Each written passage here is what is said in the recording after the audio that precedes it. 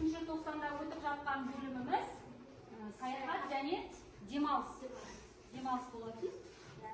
Біз қайда саяхат жасадық? Саяхат және оның түрлері туралы түсіндік, иә? Тауға саяхат жасадық, қысқы саяхат жасадық, елордаға саяхат жасадық, қысқы саяхат жасадық, Айтылдаққа, жазғы саяхат жасадық, иә? Жалпы біз саяхат және оның түрлері туралы білеміз, танысып жүрміз, иә? Олай болса, саяхат дегеніміз не бала? Саяхат деген бір жерлерге қыдыру, мысалы, ормандың ішіндегі саяхат деп айтуға болады. Орманға саяхат бар, сол сияқты саяхат болады. Жақсы, Ибрахим, жақсы, тамаша. Келесі тағы кім айтады? Айта ғой, Дания, жауап бар ма? Және көрікті жерлерді көру. Көру, иә? Көрікті жерлерді көру. Біздің Қазақстанда көрікті жерлер көп пе? Иә. Көрікті жерлер өте көп, иә? Жақсы, отыра ғой. Келесі сұрақ. Бәйтерек монументі туралы не білеміз? Біз үйге берген тапсырма елордаға саяхат болады, иә? Саяхат мәтінін өтті. Яғни бізге елордада Бәйтерек монументі бар. Сол туралы не білеміз? Бәйтерек монументі Астананың нағыз символы болып келеді. Нағыз символы болып келеді. Жақсы, тамаша, әділ, өте жақсы. Отыра ғой. Бәйтерек Астана қаласындағы сәулет болып табылады. Жақсы, тамаша. Көз сөз дегеніміз? Ешбір өзгеріссіз дәл сол айтылған күйде жеткізілген төл сөз деп аталады. Сөйлеушінің өз сөзіне ешбір өзгерісі дәл сол күйінде жеткізу төл сөз дейміз. Мысалы, төл сөзді тырнақшаға аламыз сөйлемнің ішінде келсе, иә? Немесе жаңа жолдан жазып алдына сызықша қоямыз. Жақсы, тамаша. Балалар, біз өтіп жатқан грамматика тақырыбымыз төл сөз және автор сөзі, автор сөзін төлеу сөзге айналдыру, иә? Осы грамматика тақырыбын біз 490-нан бері өтіп келе жатырмыз. Сондықтан бізге ол қиындық тудырмайды оған жауап беру, иә? Мысалы, жарайды, жақсы айтады. Біз қай жаққа барамыз, деді Марат. Біз қай жаққа барамыз, деді Марат. Бұл сөйлемдегі Автор сөз ол деді Марат. Сонымен, деді Марат автор сөз. Жақсы, тамаша, Ибрахим. Төл сөз айтылды, төлеу сөз айтылды. Автор сөз не? Ережесін айтамыз, автор сөз дегеніміз не? Төл сөзбен тікелей байланысты айтылған сөзі автор сөзі деп айтамыз. Иә, автор сөзі дейміз. Жақсы. Қыздар, сен жауабыңды толықтыра қойшы. Төлеу сөздің ережесін айттым, иә? Бір төл сөзбен автор сөзбен мысал келтірді. Соны бізге төлеу сөзге айландырып бере ол. Сәлем Дина деді Сәуле. Енді оны төлеу сөзге айналдырған кезде Сәуле Динаға сәлемдесті. Жақсы. Отыра ғой. Жақсы. Өткен сабақты үй тапсырмасын жақсы бәріміз дайындалып келдік. Өткен сабақты бекіту мақсатында сұрақтарға жауап бердік. Өте тамаша. Жарайсыңдар балалар. Ары қарай бүгінгі жаңа сабағымызға көшейік. Мұнда қараңдаршы. Суретте көрсетілген слайдқа назар аударамыз барлығымыз. Суреттер туралы не айтамыз? Суреттер сөйлейді. Қай жерде бұл суреттер туралы не айтамыз? Қай қалада бар? Алматы қаласында бар дейді. Дұрыс па балалар? Дұрыс. Мынау көрікті жерлердің барлығы біздің Алматы қаламызда бар екен, иә? Бірінші тұрған не ол? Алматы. Тәуелсіздік монументі, иә? Анау тұрған әдемі ғимараттар бұл жерде Алматының әсем үйлері, иә? Әсем ғимараттары. Мынау бізде тұрған не ол? 28 гвардия панфиловшылар саябағы, иә, менің отырған. Одан кейін бізде тұңғыш президентіміздің президент саябағы. Мынау бізде Көктөбе, иә? Бұлай болса балалар, бүгінгі өтетін жаңа сабағымыздың тақырыбы Алматыға саяхат. Видеоны тыңдайық. Сол видеоны жақсылап тыңдап, сол бойынша сұрақтарға жауап береміз және жұмыс жасаймыз. Ең алғашқы жер Көктөбе. Көктөбе Іле Алатауының бөктеріндегі көрікті жерде орналасқан төбе. Алматы қаласының оңтүстік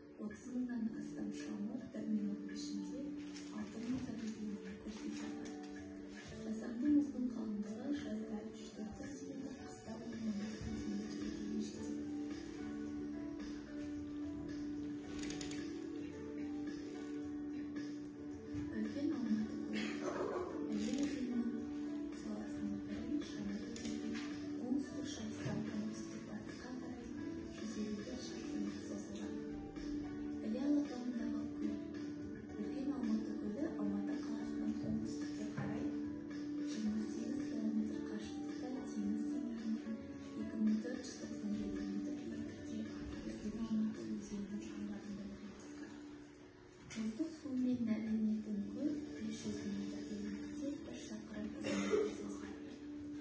Ең жоғарғы температурасы 12 градусқа дейін жетеді. Қазақстан Республикасының тұңғыш президенті жобасында құрылған саябақ жобасын жетілдіру барысында халықтың жиынтығын қамтитын жасыл көшеттер желісін құру принциптері негізге алынған. Дендрос аймақтың жалпы ауданы 73 гектар. Саябақ құрылысы 2005 жылдан басталды. Сол жылдан бастап негізгі жобалық элементтер, яғни саяжолдар, көшелер мен дендрологиялық учаскелер құрылған. Дендрологиялық жобасы бойынша жасыл көшеттер отырғызылған. Алғашқы ағаштардың бірі, яғни именді, Қазақстан президенті Нұрсұлтан Назарбаев 2001 жылы өзі отырғызды.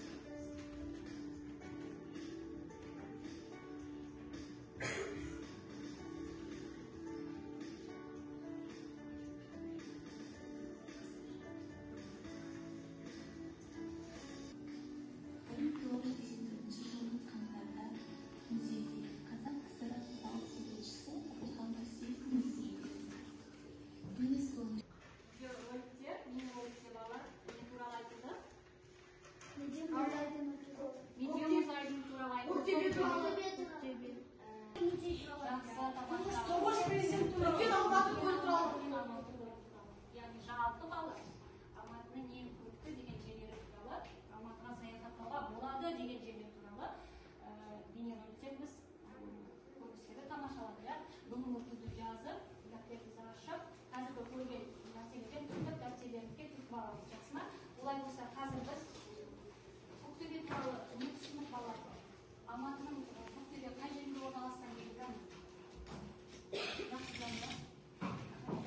Дәптерімізді ашып жазамыз балалар. Көктөбе Іле Алатауы бөктеріндегі көрікті жерде орналасқан төбе. Алматы қаласының оңтүстік шығысында орналасқан. Абсолют биіктігі 1070 метр, ал салыстырмалы биіктігі 370 метр. Жақсы, және жақсы отырамыз. Жақсы, балалар қазіргі тыңдаған бейнежазбадағы әдеттерді дәптерімізге түртіп аламыз. Келесі бізде видео музайдың, иә? Видео музайдың туралы кім не айта алады? Видео музайдың туралы. Гүлзат, тағы да басқа айтатындар бар ма? Медиа музайдында Алматы Қазақстанның ірі қаласы Алматыда орналасқан. Оның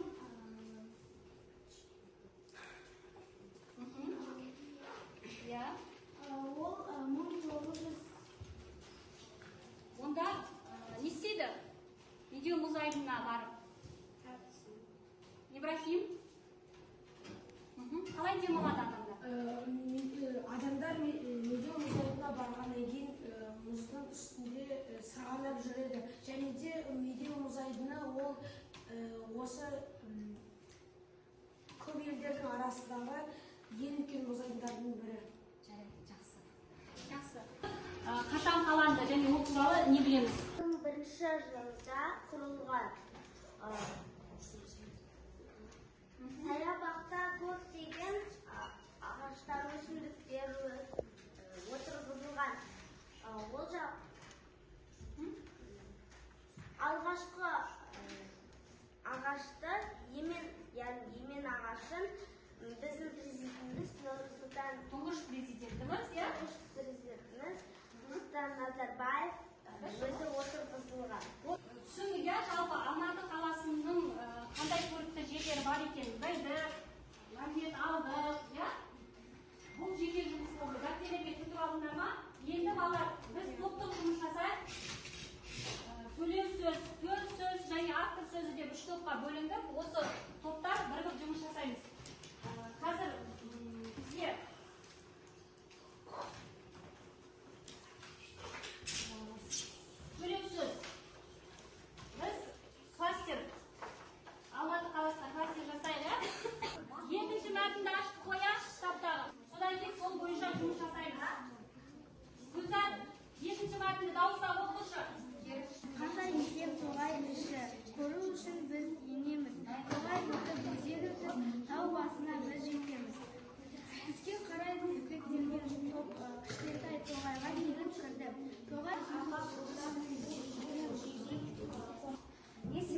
Алматы қаласы бау-бақша қаласы деп аталады.